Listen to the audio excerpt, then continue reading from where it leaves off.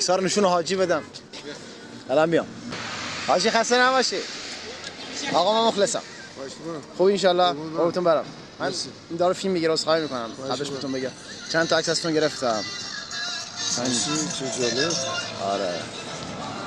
خیلی حس و حال خوبی داشتین. مرسی. قربونتون برم. اگه دوست داشتین من براتون ارسالش کنم.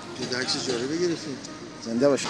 البته جوونی شما. خواهش میکنم. راست جوون اگه نصیحت بخوای داشته باشی چی هست اون نصیحته؟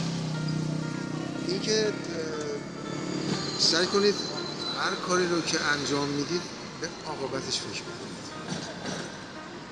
خیلی چیزا زود گذره.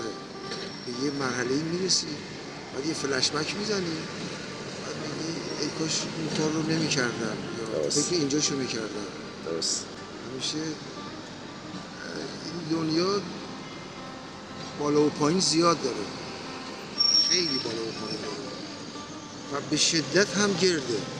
یعنی مطمئن با شما هر کاری رو بکنید تو این گردش و دورانی که دنیا و حالا کائنات داره قطعاً برمیگرده. حالا اگه خوب باشه خوبش برمیگرده، بد باشه بد باشه انشالله که خوبه. قربونتون برم. آقا خیلی لطف کردید.